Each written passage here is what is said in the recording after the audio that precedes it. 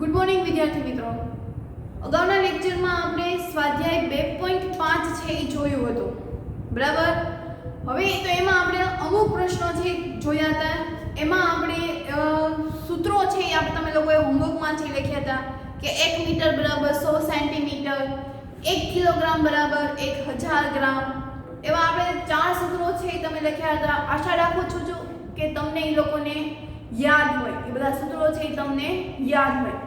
હવે આજે એક સૂત્રના આધારે ફરી આપણે ગ્રામને શેમાં ફેરવવાના છે તો કે કિલોગ્રામમાં છે એ ફેરવવાના. સ્વાધ્યાય 2.5 માં તે પ્રશ્ન નંબર 4 છે કે આપેલી સંખ્યાને કિલોગ્રામમાં છે એ ફેરવવા છે. સંખ્યા છે એ તમને ગ્રામમાં આપેલી છે, તો પહેલા તો એનું સૂત્ર હતું કે 1 કિલોગ્રામ બરાબર 1000 ગ્રામ, બરાબર. 1 કિલોગ્રામ હોય તો કેટલા થાય તો કે 1000 ગ્રામ. તો હવે આ સૂત્રોને આધારે આપણે આ બધાને કિલોગ્રામમાં છે એ ફેરવવાનું છે. તો એમાંનો જો પહેલો દાખલો, એમાં તમને 200 ગ્રામ આપ્યું છે. કેટલું આપ્યું છે? 200 ગ્રામ. એટલે આપણે પાછું સૂત્ર મૂકવું પડશે કે 1 કિલોગ્રામ બરાબર 1000 ગ્રામ. તો આપણને કેટલા આપ્યા છે? 200 ગ્રામ. એટલે ગ્રામની નીચે ગ્રામ આવવું જોઈએ, એટલે 200 ગ્રામ. તો એ કેટલા કિલોગ્રામ થાય? ચોકડી ગુણાકાર, સામસામે છે કોઈ ગુણન તો એ લખી નાખવાનું. તો અહીંયા શું આવે છે તો કે 200 ગુણ્યા 1 છેદમાં 1000, બરાબર. ઉપર 2 મીંડા છે એટલે 2 જતા રહ્યા. શું વધ્યું તો કે 2 ના છેદમાં 10 એટલે 0.2. આપણે પોઈન્ટ કાપીએ એટલે શું આવશે? 0.2 કિલોગ્રામ. શેમાં આવ્યો આપણે આન્સર તો કે પોઈન્ટમાં આવ્યો, દશાંશમાં આવ્યો, બરાબર. એના આધારે હવે બીજો દાખલો ઈ આપ્યું છે આપણને 3470 ગ્રામ. એને પણ આપણે કિલોગ્રામમાં છે ફેરવવાનું છે. સૂત્ર એ જ વાપરવાનું કે 1 કિલોગ્રામ બરાબર શું આવશે? 1000 ગ્રામ. હવે ગ્રામની નીચે ગ્રામ, અહીંયા આપણને આપ્યું છે 3470, તો ગ્રામની નીચે ગ્રામ. તો કેટલા કિલોગ્રામ થાય? ચોકડી ગુણાકાર, જેની સામે છે આવે છે એની સાથે ગુણાકાર કરવાનો. તો 3470 ગુણ્યા 1 છેદમાં 1000. 1000 ની સામે ક્વેશ્ચન માર્ક છે એ નહીં લખવાનું, પણ 1000 ક્યાં લખી નાખવાના? છેદમાં. ઉપર ને અંશ ને છેદમાં એક જ તે 0 છે એટલે એ બંને કેન્સલ થઈ જશે. તો અંશનો ગુણાકાર ને છેદનો ગુણાકાર. હવે તમે અહીંયા જુઓ છેદમાં કેટલા 0 આપ્યા છે? 2. એટલે પોઈન્ટ પછી ક્યાં રકમ હોવી જોઈએ તો કે 2 રકમ છે હોવી જોઈએ. તો આપણે છેલ્લેથી ગણીએ. અહીંયા છેલ્લો અંક ને કયો થાય? 7. ત્યાંથી આપણે 2 0 છે એ કાપી નાખીએ એટલે કે આ પ્રથમ, આ દ્વિતીય. હવે ક્યાં આવશે? 3 આગળ એટલે 3.47. શેમાં ફરી ગયું તો કે કિલોગ્રામ. શેમાં ફરી ગયું? કિલોગ્રામમાં. એટલે જેટલા 0 હોય એટલા છેલ્લેથી પોઈન્ટ છે એ કાપતા જવાના. અહીંયા 2 હતા એટલે આપણે 2 અંક છે એ કાપવા પડશે. તો એની પછીની સંખ્યામાં 0 છે એ આવશે, બરાબર. હવે એવી જ રીતે ત્રીજો દાખલો છે એ જોઈએ. તો ત્રીજો દાખલામાં તો શું આપ્યું છે? 4 કિલોગ્રામ અને 8 ગ્રામ. તો ફેરવીએ એને પણ. અહીંયા આપણને 1 છે એ કિલોગ્રામમાં આપ્યું છે અને 1 છે એ ગ્રામમાં આપ્યું છે. એટલે કિલોગ્રામમાં આપેલું છે એને કોઈ ફેરવવાની જરૂર નથી, પણ જે ગ્રામમાં આપ્યું છે તો એને આપણે ફેરવવું પડશે. તો એને ફેરવીએ. તો સૂત્ર શું હતું કે 1 કિલોગ્રામ બરાબર 1000 ગ્રામ. તો 8 ગ્રામ હોય ત્યારે કેટલા કિલોગ્રામ થાય? ચોકડી ગુણાકાર એટલે 8 ગુણ્યા 1 છેદમાં 1000. અહીંયા કેટલા છે તો કે 3 0 છે એટલે છેલ્લેથી અંક છે એ કાપવાનો, બરોબર. છેલ્લેથી અંક કાપે પણ આ બાજુ તો કોઈ સંખ્યા જ નથી, તો જો 0.3 રૂપિયાની પેન્સિલ લાવી એટલે તમે કેટલા રૂપિયા આપ્યા હશે 3 જ રૂપિયા એટલે 0 તમે આગળ છે ઈ લગાવી શકો જો હું પાછળ લગાવીશ તો એની વેલ્યુ છે બદલાઈ જશે આ કેટલી થઈ ગઈ હવે 30 તો એવી જ રીતે હું 008 છે લખી શકું તો પણ 8 ને 8 જ રહેવાના હવે આપણે પોઈન્ટ કાપી શકીએ તો કે હા અહીંયા 1 2 3 જો છેલ્લેથી કહીએ તો 3 રકમ છે એ ઉપર આવે છે એટલે 0.008 શેમાં ફરી ગયું હવે તો કે કિલોગ્રામમાં આ આપણને મળી ગયું કિલોગ્રામમાં બરાબર હવે આગળના 4 કિલોગ્રામ તો હતા જ તે તો 4 કિલોગ્રામ અને 0.008 કિલોગ્રામ કિલોગ્રામનો સરવાળો થાય તો આમાં શું કરવાનું તો કે 4.000 પોઈન્ટ પછી પણ 0 ની કોઈ વેલ્યુ નથી હું એમ કહું કે તમે 10.00 રૂપિયાની નોટ છે લીધી એટલે તમે કેટલા રૂપિયા આપ્યા હશે 10 જ રૂપિયા તો અહીંયા હું 4.00 લખી લખું તો એની કિંમત શું થશે 4 કિલોગ્રામ વત્તા હવે આપણે અહીંયા કેટલો જવાબ આવ્યો તો કે 0.008 કિલોગ્રામ તો અહીંયા કેટલું આવશે 800 પોઈન્ટ નીચે પોઈન્ટ 4 કિલોગ્રામ તો બધાનો સરવાળો છે એ કેટલો થશે તો કે 4.008 કિલોગ્રામ બરાબર સમજાણું આપણે કિલોગ્રામમાં ફેરવવાનું હવે તો એના પછીનો પ્રશ્ન 5 છે એ જોઈએ પ્રશ્ન 5 એવું કીધું છે કે નીચે આપેલ દશાંશ સંખ્યાને વિસ્તૃતમાં લખવાનું છે બરાબર એકમ દશકમાં લખવાનું છે આપણે આ મેથડ છે એ આપણે ધોરણ 6 માં છે એ શીખી ગયા છે અગાઉના ધોરણમાં તો ત્યાં શું કરતા હતા ફરી એક વખત ઉદાહરણ આપી દઉં ચાલો સમજી લેજો અહીંયા કોઈ આવી રકમ છે 54.36 બરાબર મારે આને દશાંશ સ્વરૂપે છે લખવું છે તો હંમેશા યાદ રાખો કે આને ઘડી થોડાક ટાઈમ માટે ભૂલી જાઓ બરાબર આ 0.36 છે ને થોડાક ટાઈમ માટે ભૂલી જાઓ તો અહીંયા તમને કઈ રકમ દેખાય છે એકલું 54 દેખાશે તો હવે મારે આનું કેવું હોય તો આ શું થશે તો કે એકમનો અંક આ શું થશે દશકનો અંક એની પછી કોઈ 6 છે તો એને શું કહેવાશે હજાર બરાબર હવે તો કે પોઈન્ટ નું વિચારો તો પોઈન્ટ પછીની જે કોઈ સંખ્યા છે એને કહેવાશે દશાંશ શું કહેવાશે દશાંશ પછીની કોઈ સંખ્યા હશે એને શું કહેવાશે શતાંશ જેવી રીતે દશક એવી રીતે દશાંશ શતાંશ કોઈ બીજી રકમ છે તો એને આપણે કહેવાશે સહસ્ત્રાંશ શું કહેવાશે સહસ્ત્રાંશ અહીંયા એકમ સ્વરૂપે શું આવી ગયું તો કે જે આપણે પોઈન્ટ કરીએ છીએ એનો શું થઈ ગયો તો કે એકમ પોઈન્ટ પછી છે એટલે દશાંશ શતાંશ સહસ્ત્રાંશ પોઈન્ટ પહેલા હોય તો એકમ દશક હજાર એકમ દશક 100 અને હજી કોઈ રકમ છે 8 તો એને આપણે શું કહીશું તો કે હજાર એ તો આપણને ખબર છે એકમ દશક 100 હજાર એવી રીતે અહીંયા શું આવશે દશાંશ શતાંશ સહસ્ત્રાંશ અહીંયા દશાંશ એટલે એટલે કેમ લખશું તો કે 1/10 દશાંશ આવે એટલે ક્યાં આવશે છેદમાં જે આપણે ભણીએ છીએ દશાંશ અપૂર્ણાંક તો આપણે ક્યાં લખીએ છીએ 10 છેદમાં એવી રીતે શતાંશ હોય તો 100 આવશે અને સહસ્ત્રાંશ એટલે 1000 એટલે 1/1000 બરાબર ખાસ યાદ રાખજો અહીંયા એકમ એટલે 1 આવશે દશક એટલે 10 100 એટલે 100 અને 1000 એટલે એમાં 3 નીલા એટલે આ ખાસ આની સ્થાન કિંમત છે એ યાદ રાખવાની છે ફરી એક વખત પોઈન્ટ પહેલા અહીંયા પોઈન્ટ પહેલા એટલે 4 તો એને આપણે એકમ દશક થી ગણીશું પોઈન્ટ પછી છે એ આપણે દશાંશ શતાંશ અને સહસ્ત્રાંશ થી છે એ સમજવું તો હવે આને આધારેના દાખલાઓ છે એ આપણે જોઈએ છીએ તો હવે એમાં પ્રશ્ન 5 છે એ જોઈએ. એમાં પણ પહેલો દાખલો તેમાં આપ્યું છે 20.03. બરાબર. આપણે બધી જ સંખ્યાને એક કોષ્ટક સ્વરૂપે છે લખી નાખીએ. એટલે પહેલા શું આવશે? એકમ, પછી દશક, પછી 100.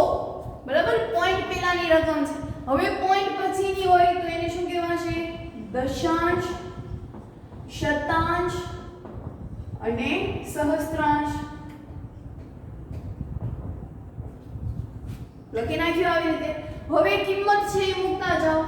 તો અહીંયા એક પોઈન્ટ પહેલાની આપણે વાત કરીએ તો પોઈન્ટ પહેલો એટલે અહીંયા એકમનું સ્થાન થયું. તો એકમ એટલે ત્યાં શું આવશે?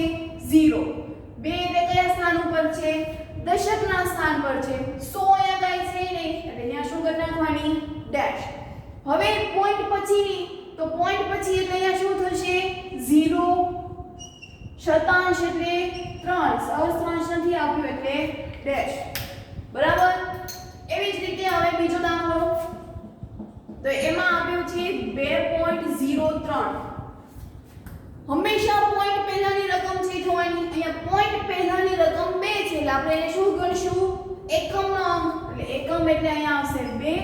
દશક અને 100 છે એ ડેશ થઈ જશે. દશાંશની વાત કરીએ તો અહીંયા દશાંશ પોઈન્ટ પછીની પોઈન્ટ પછી સીધું દશાંશ આવે, પછી શતાંશ, પછી સહસ્ત્રાંશ.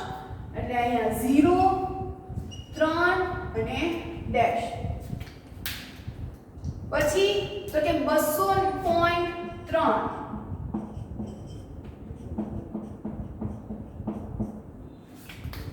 પોઈન્ટ પહેલા એકમ, દશક, 100 એટલે 0, 0, 2.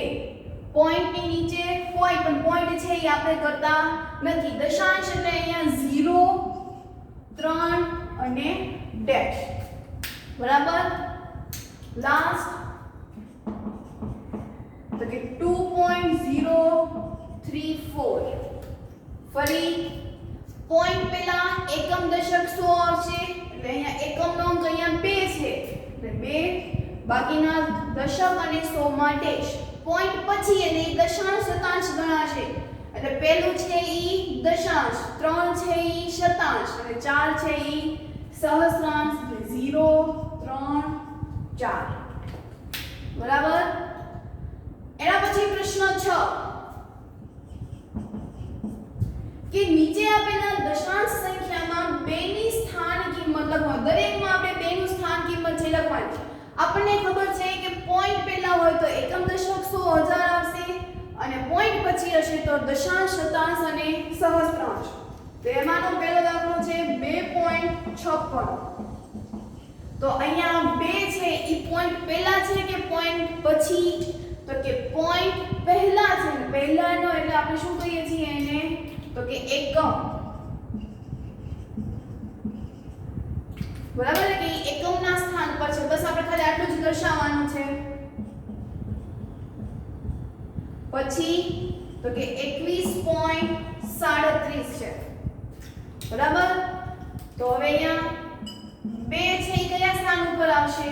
તો કે પોઈન્ટ પહેલા એકમ અને દશક એટલે 2 છે ઈ દશકના સ્થાન પર છે.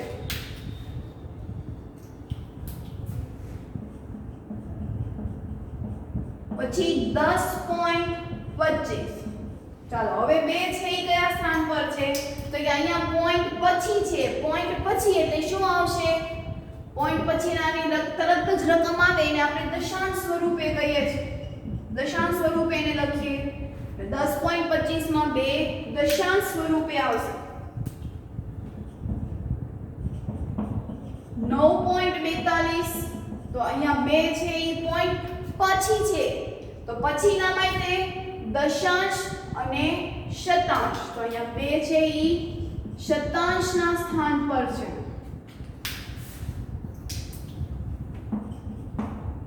$63.352. તો અહીંયા 2 છે એ કયા સ્થાન પર આવશે? તો કે સહસ્ત્રાંશ.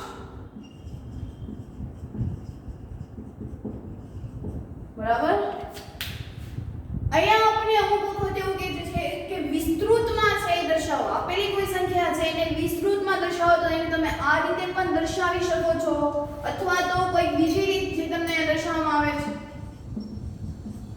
દાખલા તરીકે અહીંયા પહેલી રકમ છે 20.03 બરાબર. તો અહીંયા એકમના સ્થાન ઉપર શું છે 0.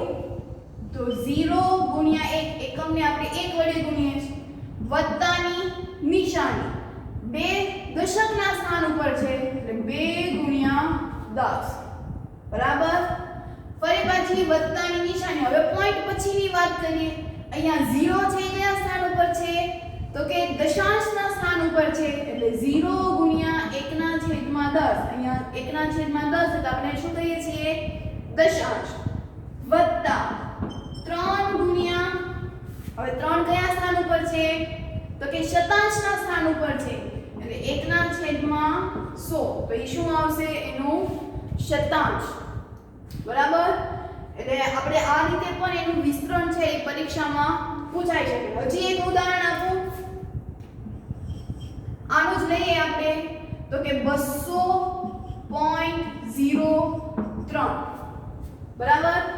તો હવે અહીંયા પોઈન્ટ પહેલા 0 છે એટલે 0 ગુણ્યા 1 એકમના સ્થાન ઉપર ફરી પાછું 0 દશકના સ્થાન ઉપર છે એટલે 0 ગુણ્યા 10 2 છે ઈ 100 ના સ્થાન પર છે એટલે 2 ગુણ્યા 100. પોઈન્ટ પછીની વાત કરીએ તો પોઈન્ટ પછી 0 છે તો એને દશાંશ સ્વરૂપે એટલે ફરી પાછું 1/10 3 છે ઈ શતાંશના સ્વરૂપે છે એટલે વત્તા 3 ગુણ્યા 1/100. એટલે આ રીતે પણ તમે એક્ઝામમાં છે લખી શકો અને આ રીતે પણ તમે છે લખી શકો. તો હવે એના આધારે આપણે પછીનો પ્રશ્ન છે ઈ કરીએ. એના પછી પ્રશ્ન 7 કે દિનેશ સ્થળ A પરથી સ્થળ B તરફ જાય છે અને ત્યાંથી તે સ્થળ C તરફ જાય છે. આપણે આકૃતિ છે સાથે દોરતા જાય. દિનેશ છે ઈ કોઈ અહીંયા A સ્થળ છે ત્યાંથી લઈને ઈ B સુધી છે ઈ જાય છે બરાબર. B થી લઈને તે C તરફ છે ઈ જાય છે. એનું અંતર B થી 7.5 કિમી છે. A થી લઈને B સુધીનું કેટલું અંતર છે તો કે 7.5 કિલોમીટર. B થી C નું અંતર 12.7 છે. B થી લઈને C સુધીનું અંતર છે કેટલું છે 12.7 કિમી. B થી C નું અંતર 12.7 કિમી છે. આ કોણ જાય છે તો કે દિનેશ. હવે અયુબ સ્થળ A પરથી સ્થળ D તરફ છે ઈ જાય છે. એટલે અહીંયા કોઈ બિંદુ હશે D બરાબર. અને અહીંથી આ એક એવો રસ્તો છે. આ જે બ્લુ પેન થી લખેલું છે એનું અંતર કોનું છે તો કે દિનેશનું બરાબર. હવે બ્લેક પેન વાળું છે ઈ છે અયુબ. તો અયુબ સ્થળ A પરથી સ્થળ D તરફ જાય છે એટલે કે અહીંથી અહીંયા જાય છે. ત્યાંથી તે C તરફ છે જાય છે. D થી A નું અંતર 9.3 છે. D થી A નું અંતર કેટલું છે 9.3 કિલોમીટર. અને C નું D થી અંતર 11.8 છે એટલે D થી C જાય છે. જો અને C નું D થી અંતર કેટલું છે તો કે 11.8 કિલોમીટર. તો કોણે વધુ મુસાફરી કરી હશે? આ જે છે કોનું છે તો કે અયુબનું. અયુબ છે ઈ પહેલા D થી શરૂઆત કરે છે. D થી A જાય છે અને D થી C તરફ જાય છે. દિનેશ છે ઈ A થી B જશે અને પછી B થી C તરફ છે જશે. તો પહેલા આપણે દિનેશ માટેની ગણતરી છે ઈ કરીએ.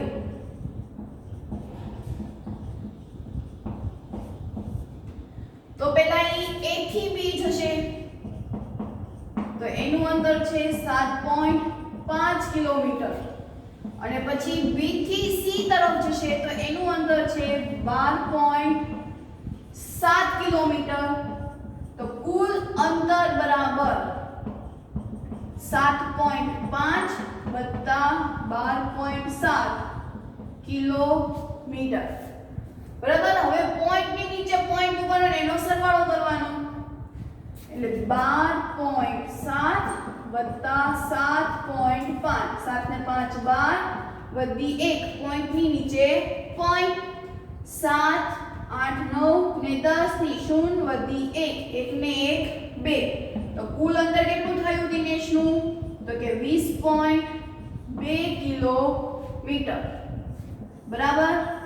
હવે એવી જ રીતે આપણે અયુબની છે એ ગણતરી કરીએ.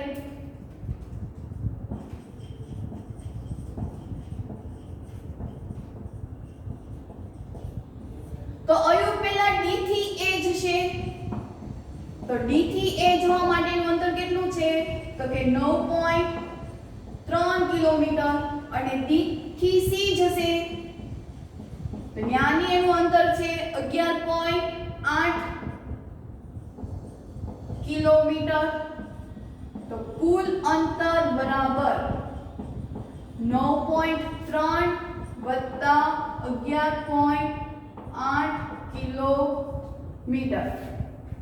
સરવાળો કરીએ તો 9.3 વત્તા 11.8 11 વધી 1 9 ને 1 10 ને 11 વધી 1 1 વત્તા 1 એટલે 2. એટલે ટોટલ કેટલું અંતર આવ્યું?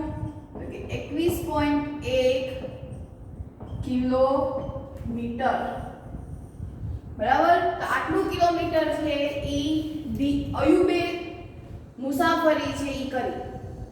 તો હવે આ બંનેમાંથી સૌથી વધારે કોણે મુસાફરી છે ઈ વધારે કરી?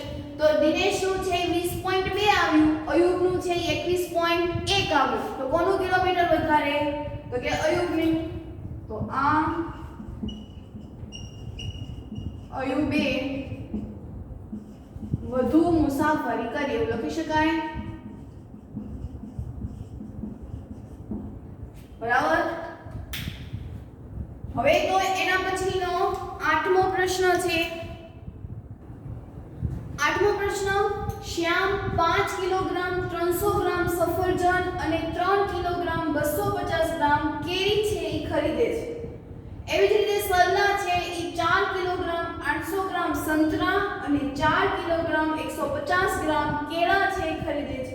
તો સૌથી વધારે કેળા છે એ કોણે ખરીદ્યા હશે? તો પહેલા તો સૌથી વધારે કોણે ખરીદ્યા એટલે કે શું કરવાનું? બધા જ ફળોનો શું કરી નાખશું ત્યારે? તો કે જે શ્યામે જે ફળ ખરીદ્યા છે એનો સરવાળો અને સરલાએ જે કોઈ ફળ ખરીદ્યા છે એનો સરવાળો.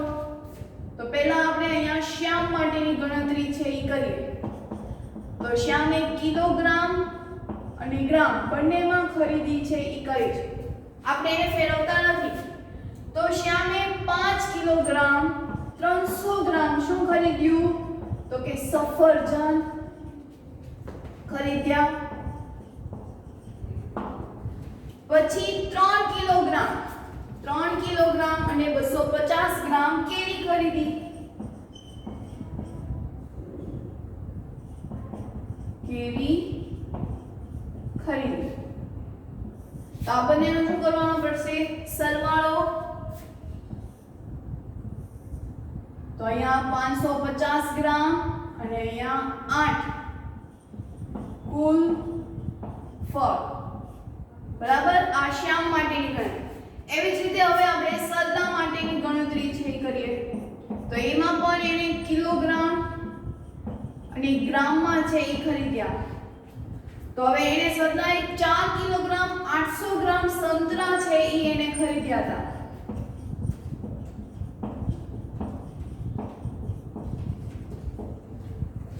અને 4 કિલોગ્રામ 150 ગ્રામ છે એ એને કેળા ખરીદ્યા.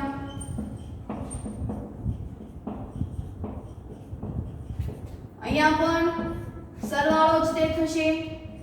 એટલે 8 કિલોગ્રામ 950 ગ્રામ ઈ શું થયા?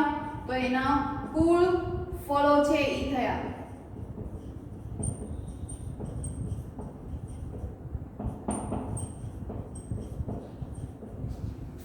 તો શ્યામને 8 કિલોગ્રામ ગ્રામ 550 ગ્રામ ફળો થયા અને સરલાને 8 કિલોગ્રામ 950 ફળો છે થયા. તો સૌથી વધારે છે એ કોને થયા? તો કે સરલાને. તો સરલાને ફળોની સંખ્યા નહીં શું? તો કે ફળો વધુ ખરીદ્યા એવું લખ્યું. ફળો વધુ ખરીદ્યા. બરાબર. સરલાએ ફળો વધુ ખરીદ્યા. બરાબર. હવે તો એના આધારે છેલ્લો પ્રશ્ન આ સ્વાધ્યાયનો જોઈએ. પ્રશ્ન 9, 42.6 કિમી કરતા 28 કિમી કેટલું ઓછું કહેવાય? 42.6 કિમી કરતા 28 ઓછું છે આપણને ખબર છે, પણ કેટલું ઓછું છે? તો એની ગણતરી કરવા માટે શું કરવું પડશે? મોટા કિલોમીટરમાંથી નાના કિલોમીટર શું કરવાનું? તો કે બાદ છે ઈ કરવાનું. તો આપણે અહીંયા કરીએ 42.6 કિલોમીટરમાંથી કેટલું બાદ કરવાનું? તો કે 28. પોઈન્ટ પછી નથી એટલે આપણે પોઈન્ટ પછી 0 છે એ મૂકવું પડશે, કારણ કે અહીંયા 28 છે તો આપણને 28 પોઈન્ટ પછી 0 ની કોઈ કિંમત હોતી નથી, એટલે અહીંયા 28.0 કિલોમીટર. 6 માંથી 0 જાય એટલે 6, 2 માંથી 8 ન જાય ત્યાં શું લેવો પડશે? તો કે 10 એટલે કેટલા થઈ જશે? 12. હવે એને બાજુમાંથી લીધા હતા એટલે એની પાસેથી ઘટી જશે એટલે ત્યાં શું આવશે? 3. તો કે હવે 12 માંથી 8 જાય એટલે શું આવે? તો કે 4. 3 માંથી 2 જાય એટલે 1. પોઈન્ટ ની નીચે પોઈન્ટ મૂકવાનો ભૂલવાનો નહીં. એટલે કેટલું કિલોમીટર આવ્યું? તો કે 14.6 કિલોમીટર. તો 42.6 કિમી કરતા 28 કિલોમીટર એ 14.6 કિલોમીટર ઓછું છે. બરાબર. તો અહીંયા આપણે આ સ્વાધ્યાય છે એ પૂર્ણ થાય છે. આની સાથે આપણો આજનો લેક્ચર પણ પૂર્ણ થાય છે. હોમવર્કમાં આના આધારેના પ્રેક્ટિસ બુકમાંથી દાખલાઓ છે એ આપણે કરતા રહેવાના છે. સાથે હોમવર્કમાં ફરીથી આખો સ્વાધ્યાય છે એ તમારે રફ નોટમાં લખવાનું છે અને ફરી પાછું એની પીડીએફ બનાવીને મને મોકલવાની છે. સાથે ઘડિયા પણ આપણે લખવાના છે. 1 થી 20 સુધીના ઘડિયા છે એ લખવાના છે. તો અહીંયા આપણે હવે આજનો લેક્ચર છે એ પૂર્ણ કરીએ.